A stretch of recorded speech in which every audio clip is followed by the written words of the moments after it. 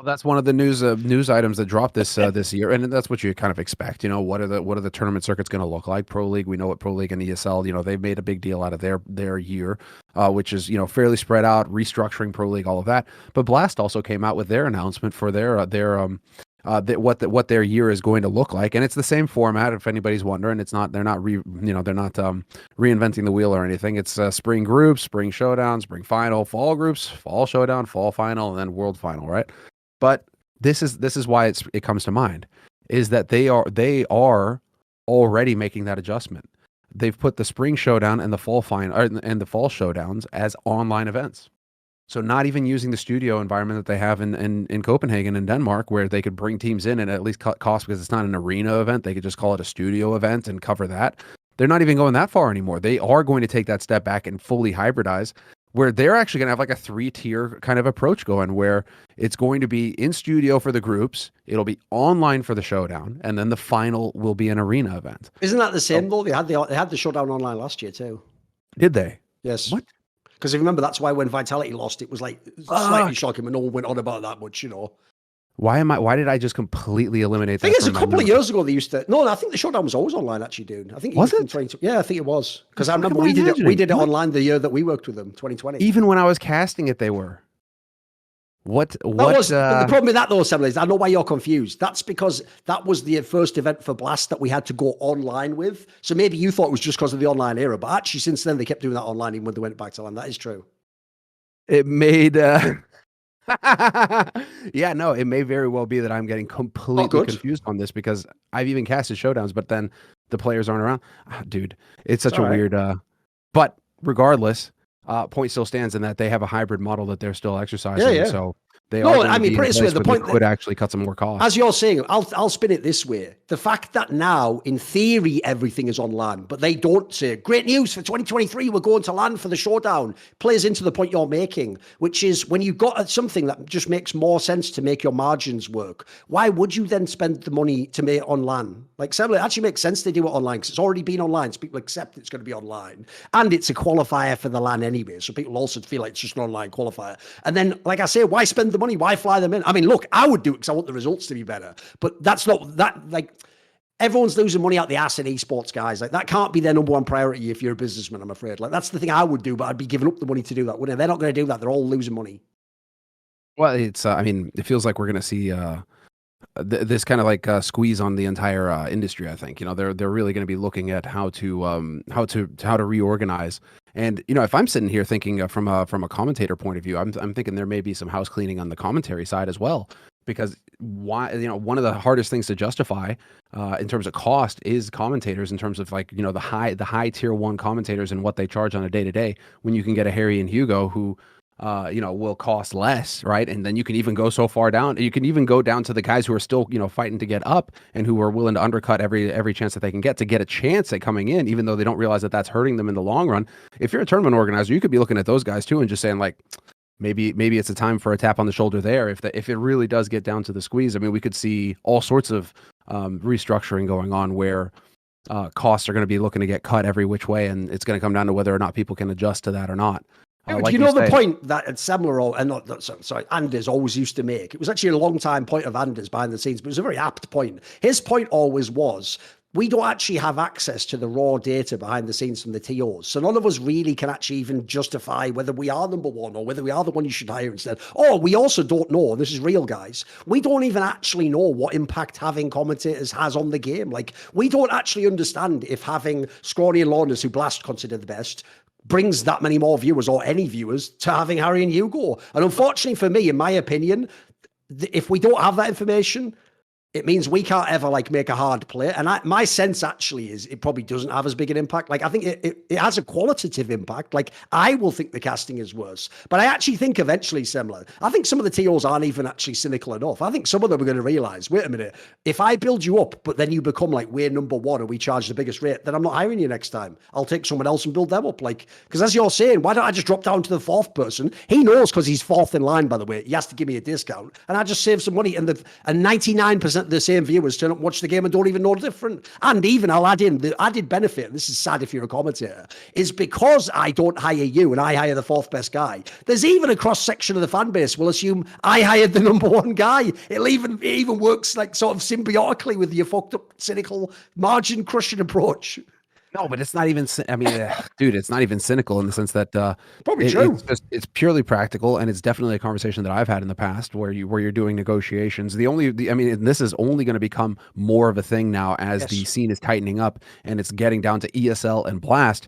As a commentator, it's going to be grim if you are one of the commentators who's really trying to work his way up, or you're a commentator that exists at the top. Really, in commentator in general in Counter-Strike is going to get really tight because if you're not good with ESL and if you're not good with a Blast, you're not really working. So, and they know that. So now one of the ways that we were able to grow day rates in the past was that, hey, if you have a variety of tournament organizers, some of them even overlapping, all of a sudden you have a way to negotiate. You have to say, you can say like, hey, this TO is willing to pay me this much. Are you willing to match that? Are you willing to go above? Like you can come up with different ways to negotiate to actually get the day rate to go up until you kind of hit that sweet spot of where the market will bear it, and then you go from there. But now if you only have ESL and if you only have Blast, that's it. What you're gonna go, and they're basically interchangeable now as well, especially with talent. They're using the same talent. They have the same teams. They're pretty much side by side in the calendar. There's no real telling them apart. So if you're in that sort of situation as a commentator, man, it's going to get really interesting because it's going to get interesting in a not so fun kind of way, because now you're losing tools that you could have for negotiating, and you have guys who are willing to come up and who will do anything to get that chance, and TOs know it. Absolutely, TOs know it. And TOs themselves, there is no, like you say, based on conversations I've had in the past with organizers, there is no metric to go off of to judge a commentator's worth apart from whether or not you're popular on Reddit, which is why you see commentators bending over backwards, the day for tournament, bending over backwards to try and please the social media group on Reddit and Twitter and all of that, is because that's literally the only thing producers and tournament organizers have to go off of to judge your value. So it really puts you in a weird place as a commentator, because it turns into like some kind of popularity contest, and you don't really have any real way to judge like what you're doing, because you can't really like tell more jokes. Like, what do you do? It's like more analysis, more jokes that appeals to somebody. Should I talk more? Oh, now I'm talking too much. Should I talk less? Now I'm not. It's like you got nothing to go off of to really judge apart from just like whether or not people decide that you're good this day or not. It's arbitrary almost. So yeah, no, it's going to be really rough, I think, for the commentators in particular, veterans and young and up and comers alike. Because for up and comers, they're not really going to have many tools to up their day rate, so they're going to kind of be just staying where they're at, whatever they can get to. That's probably where they're going to plateau. And then if you're one of the older commentators, one of the veteran hands who can, like those tier 1 players you're talking about, who've been around a bit, but maybe not at the peak. Maybe like there's a popular pair that's coming up or something like that. How are you going to justify them paying you top rate without having to succumb to dropping your rate a little bit? So yeah, dude, it's as an aside, just because this will tilt all the right people, right? This is why, if you're one of those people who for the last, let's say 7-8 years has been on Reddit trying to shit on me, like every talent announcement I'm not in, you're like, lol, glad Thorin isn't there. Every time I'm at an event and I make a comment, you're like, he should be fired, how unprofessional. You think you've been actually petitioning for me to lose my job. You fucking mark. You're literally the main reason why tomorrow I could work with ESL or Blast, literally. Because what the joke is this, when the TO sees that comment, he doesn't go, oh no, we better get rid of this guy. He goes, wait a minute. If they hated this guy and didn't care, they just wouldn't watch the stream. You mean they're watching and they're emotionally engaged with what he's saying, and they're now taking the discussion to a separate place? Now, dude, that's their wet dream. Like, I've always said this. The actual worst thing that happened to my casting career / talent career wasn't anything to do with like drama. It was actually just when they banned having those odd shot clips on the front page of Twitch, because you're on Reddit rather. Because remember, dude, when we used to do an event in like 2015, half the clips, I'm not joking, fans, were just my comedic jokes. It was like, this Thorin says Zeus is trash. Wow, Smith's joke about hopping. Dude, we used to just dominate that shit. And that's why that was, like I was saying, when that was the only metric, are you like relevant, essentially? We used to be, like, nobody could beat us. Because at that point in time, Launders, by the way, at the time was competing for my job, like analyst. He's a great analyst, But he didn't have the charisma, did he? He didn't have the persona. So he was never going to get over me in that scenario. So that's actually the biggest difference, I think, in how talent is now. Now, essentially, it's the other way around. It feels like talent's more like you are just you're just a conveyor belt. It's like, right, we need this caster, and then we need another caster, and then another duo for the talent, and then we need like a whole. And you're just inserting cocky cutter people. You're not picking like that. We need Richard Lewis, and we'll have Thorin, and we'll have maybe Yanko. You're not doing it like that. It's like, to me, it's way more of an assembly line approach now to talent. And even the talent themselves, partly because they've done every event and cocked themselves, but also because they play into that. Even when you have different talent, the event still feels the same to me. Everyone does the same fucking pre-game. Everyone does the same style. There's very little actual, like everything's homogenous to me now in esports. Yes, you know, that is 100. Like that was why one of those things. If I'm Launders and Scrawny, like I wouldn't have done the Rio Major, for example. You know, would have held out for the Paris Major. You work with Blast. You're Blast flagship commentators. Why? Well, I mean, you could come at it from Launders and Scrawny's side of things, where they want to do all the majors. But if I'm Blast and I want to have something that'll keep me apart, then it is, okay, like that's at least one thing that I can have is commentators that are unique, regardless of our previous argument of whether or not you can judge, how much of a draw a commentator is. In this case, it's just about Launders and Scrawny, you only see them on Blast. So having that, could very well be a way for you to differentiate yourself from ESL, because it's the same teams. It's pretty much the same format. I mean, like, you're pretty much same with ESL. The only thing you got that ESL can't steal, because ESL steal all your graphics ideas and your breaks ideas and all of that anyways, right? All your content they take as soon as Blast comes up with something, the ESL just take it right behind them. So the only thing you can really do is try and have some kind of exclusivity with your commentators, and then nothing. Now you don't even have that. You don't even have that to stand on. So yes, no, ESL keeps Blast around to kind of like Microsoft kept Apple around, so that you can't sue them for antitrust or whatever, for like having a monopoly.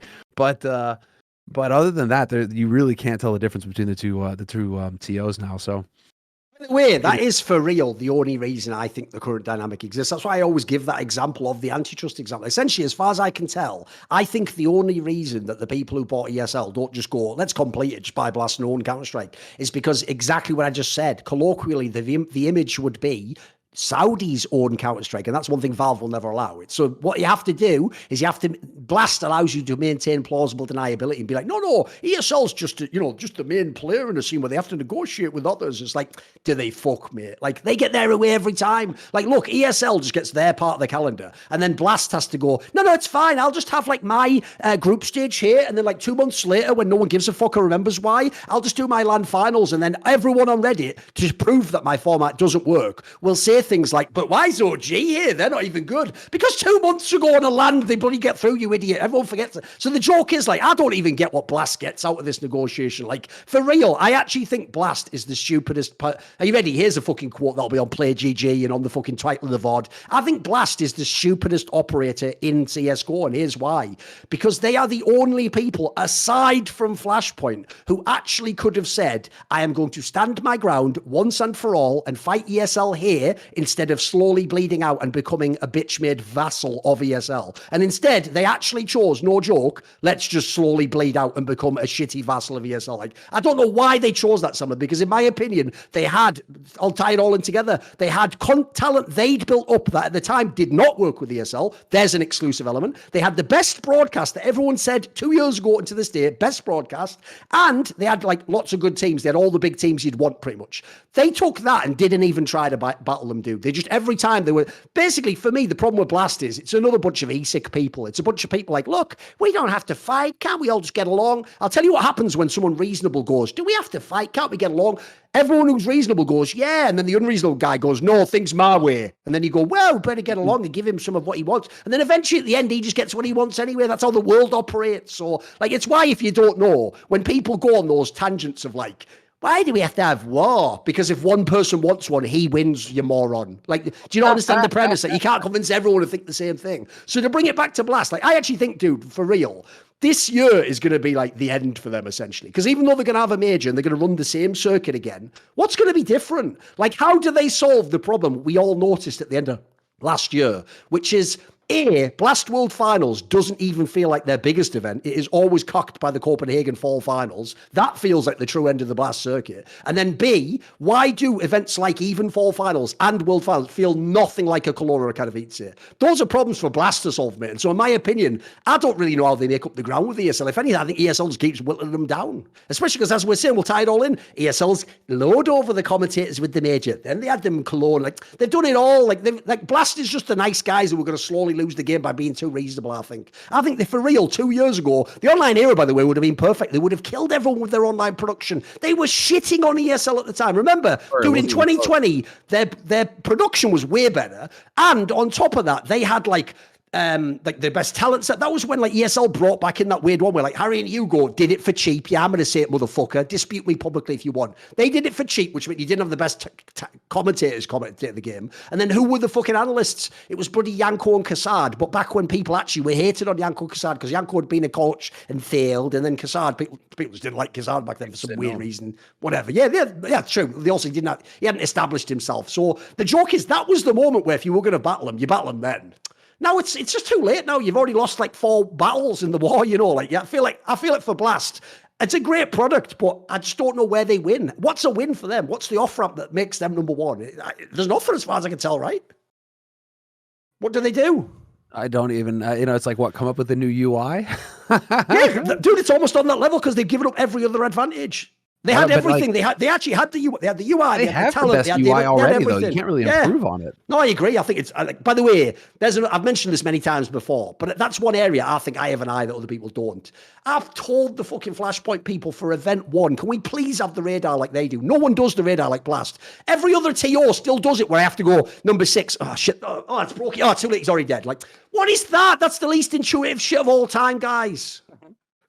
Dude, do you remember that shit? And even that, oh man. It's and then it randomizes. Remember when it wasn't in the same order? Like it wasn't easy to tell. So as a commentator, this is one of those things from like way back where it's like as a commentator, you had to go off of that. You had the numbers on the mini map and you had the players in the order. And every map at the beginning of the map, you pretty much had to memorize what order they were, so you could like quickly glance and get it right and just say, okay, number 2 is this guy, blah blah. Like you would just know because it rearranged every time. So is it like based on the order you joined the server or something stupid? Yeah. Like that? So every time it was a different order. So at the beginning of every map, you had to like just click your brain into like copy paste mode and be like copy paste. Okay, there we go, good, and get it right again. It was one of those skills of a commentator that you had to develop over time. Bar's pretty low for commentary, but dude, I mean, it is just one of those details where you shouldn't be doing that as a viewer these days. There has to be a better way to do it, and Blast did find a solution in that case, right? I mean, granted, you still have to know what the player's face looks like, but still, it's I feel like it's so intuitive. Yeah, like that's the one. The difference is after you watch Blast a few times, you don't even think anymore. It becomes intuitive. Yeah, no, Blast are still. They're still cutting edge. And the thing is that they will always be the innovators, and ESL will always be the ones. Oh, for sure. Behind. That's just the way that that's just the way that it works. But that I don't know if that's enough because now it's like the gap used to be 6 months with ESL catching up. Now the gap is like one event. ESL have clued on real quick and they're like, okay, cool, that worked. We're gonna do the same thing, and because we control the calendar, for the next 2 to 3 weeks or whatever, we can do that sort of thing. We can make that kind of pivot. So it really is like Blast, the R&D department for ESL. Going forward, and I don't really see how they continue. It could very well be that 2024 is ESL just sticking around because ESL, what do they care about money now? They're good. They should be recession proof at this point now. I mean, essentially, $1.5 billion. We've discussed this in the past. I actually genuinely believe the whole point of buying ESL, if you're the Saudis, is just esports washing. So actually, at this point, you don't think of it as I'm losing money. You think of it as it's marketing. I'm marketing. I'm awesome. So actually, you're willing to lose the money. So I agree with you. I think ESL's the only one that essentially doesn't sort of have someone breathing down their neck like you're fired if you don't get these. Like I think they can just chill. Meanwhile, we've seen Blast still seem like they're fucking sprawling for anyone. Please throw a life preserver in. They're just trying to get out, aren't they? It's I was kind of trying to think about that in terms of the price today for the tickets as well for the major. I think that was something that was talked about where it was like somebody was like trying to break down the math and like how much the tickets are going to go for, and it's like 35-40 euros a day or something like that for tickets. for the venue. But I'm still just sitting there going, this That's is too still little. Yeah, that's too little. If so people don't get it, heavily if you're a fan, subsidized. the mistake people always make is what every idiot does in the world. You just compare it to sports. A football match lasts 90 minutes plus halftime plus a little bit of pregame, like let's say 3 hours.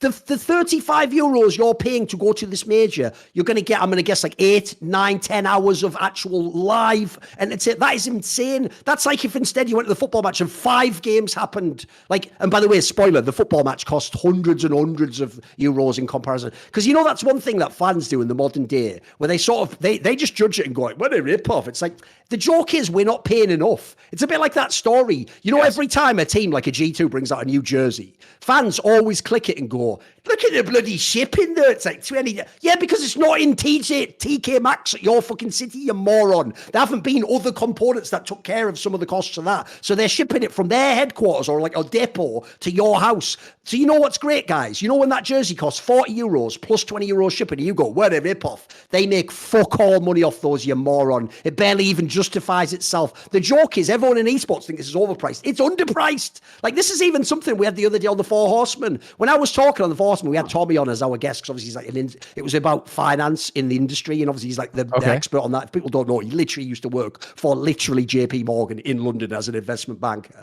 right? He knows loads about finance. I was even saying to him, the joke is people like me and him, because we've had money now for like 5-10 years, we actually like, we are that meme of like, please take my money. It's like, I want to pay for one pass that gives me the Blast ESL pass, that I get all the shit online. I always have a good connect. I would pay tomorrow for that. I already do it in the NFL, the NHL, the fucking NBA. I love all those passes because the tech's all there. It's amazing. But in esports, no fucker will pay. So unfortunately, we're still behind on all that shit. We're so far behind. And people, like I say, they have the gall to think you're being ripped off. It's the other way around.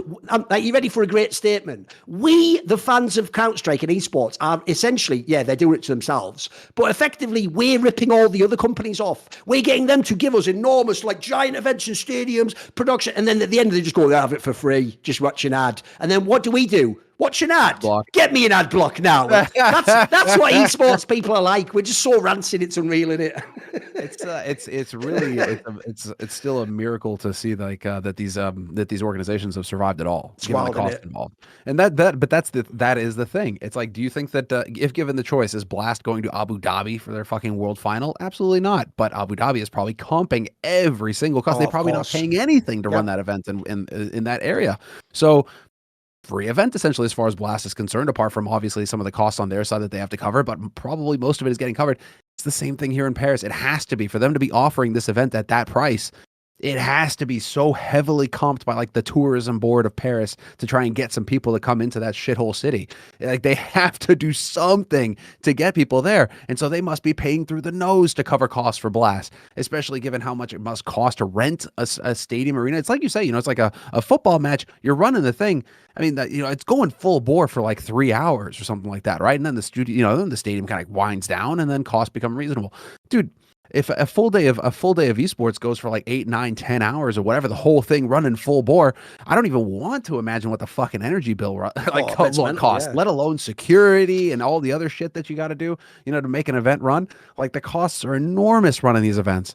So, I mean, I'm still wondering just how much, because remember, we learned recently how much these organizers are making when they run the major. When PGL came out and said that they turn a profit when they run a major now, whereas before it was just cost. I mean, granted, the obvious jokes were made that they're operating most of the time out of Romania, so they can cut a lot of costs there. I'll say it right now, I don't work with anyone who gives a fuck. The joke with the PGL one, when they dare to do that joke. I remember way back in the day, someone at some stand-up comedian, I can't remember who, it might be Doug Stanhope, Bill Burr, one of the Louis C.K., is one of that vein, right? He had a joke where he was like, everyone talks about how, like, aliens must have built the pyramids. He's like, you're underestimating how much you can do with an enormous captive slave army. Like, his point was right. It's like, the joke is like, what a great business. Like, yeah, you just make a guy work to death without paying him. Like, you could do a lot of things. Like, if I actually have to have unions and fucking pay people money, it's going to be a bit harder for me to compete. Because I agree. The reason I don't care about that PGL angle is this. Even ESL, who's cynical as fuck and has outsourced everything to fucking Katowice and all sorts of shit like that, even they will still have like one guy doing one job. I'm sorry, I've seen PGL events too many times now. They are the one where it's like, there's one guy who just finished, by the way, marathoning a Dota event. He had like 2 days off, and his job is now to do 2 humans' jobs simultaneously on a live broadcast. And if they fail, then they just sort of like, the joke is it's like an old monitor. You just slap him harder and then hope he fixes it, you know. Like, that's how they fucking run those events, guys. Like, so I don't want to hear them like, you know, I've got all the margins. Yeah, no wonder, cocksucker. How about putting that money back in and making the product better? Because that's the thing. If that was Blast who said that, who have the best production, I'd be like, wow, we should listen to them. They've managed to get the best production. They've got all margins that work. If PGL does it, it's like I said, it's like, well, no shit. Yeah, it turns out, Romanian people will work for nothing, apparently. I don't know, fucking hell. No, apparently, he even overpays, like they pay twice the average salary or something. Oh, really? So fucking hell. By Romanian standards, they're still paying good money, Fair except play. that by Western, It's just still fuck all, right? It's still mega competitive, right? If you compare it to anywhere else in the West, Makes like sense. Sweden or France or Belgium or anything like that, forget it. But in Romania, you know, it's like you can pay very competitive rates and still be way ahead of the competition. So, you know, I mean, PGL, we're not going to talk about we're PGL doing PGL things. Well, I mean, who knows? You guys are wondering, get to the CS event again. It might seem weird to you guys because we were in Romania, obviously, only just a year ago, and we were doing the major, right? So you might think, how can Thorin be that out of touch? You have to understand, guys, I don't eat peasant food like you. I live good. So to me, I wasn't sure where the pricing was at. I was still having a great life. Don't worry about it. By the way, food in Romania, just like all those other like Balkan related fire as well. If you just like cooked meat, basically, it's the shit. They've got all the best stuff there, all the best stuff, mate. It's fine. Yeah, just go, basically, in Romania, you don't have to go somewhere good. You just go to one of those places that's like a bar / serves food at the same time. You go there and you just get like a mixed grill. It's fucking mega, I'm telling you. It's same with Serbia. All those countries are the shit for that sort of food. I'm telling you, it's the fucking shit. Oh, no, dude, fucking A. Straight, like, just so good. And it was a good event, man. I remember it was a good event. It was good, yeah. It was well run and all that. All you need to know, guys, as well as this, it's when Sato missed his flight. That did domino. Yes. The first domino that fell when Sato was not on that plane to Stockholm, and then of course we all know how that played out afterwards. But so here's how you know that I have actually tapped into some mad luck in my last few events. Because when I went to that event in Romania, obviously everyone was bitching because we weren't in Sweden. We had to initially be in Romania. When I arrived, Semmler, at like the little apartment thing I was staying in, I remember unironically 50 meters from my door was a Korean barbecue. What's the chance? And it was good. I actually went there like 5 times. Dude, we went. It was great. It was legit, wasn't it? Yeah. I went again. I think I went again. Like we went, and then I went again with Moses. Like, dude, that Korean barbecue joint. It was good. Yeah, they were getting. We were going all in on that place. I don't really know what a Korean person's doing living in Romania, but that's for them to worry about. That backstory, I don't need to see the prequel. You know. What is it like? All Asians look alike? No, but it is definitely like I wasn't really sure. You know, it's that sort of situation where it's just like Korean. Or like is it a to be fair, there are actually times in the West that's just got the concept. No, sometimes that is awkward. By the way, serve the food in a certain way. Put it this way: I have had times that were really awkward in the West, where if I go to a good Korean barbecue, sometimes I'll try and say things to them in Korean when they come after the meal, and sometimes you find out, even though it's a Korean barbecue, actually that waitress A is like ethnically Chinese and B doesn't know Korean anyway. Exactly. You know what? So that actually happens more often than you realize. Like I've been sort of wrecked myself by that because I can tell they sort of glaze over, like I don't what. Or if I try ordering by the Korean name, they're just like, you mean the grilled ribs? Like, oh shit, they're not Korean. Yeah, I just realized that last second, unfortunately. That has happened to me a few times. That is what happens, dude. See more cool, funny, interesting clips based on topics from my content? Well, subscribe to this channel then, or be a pleb and don't.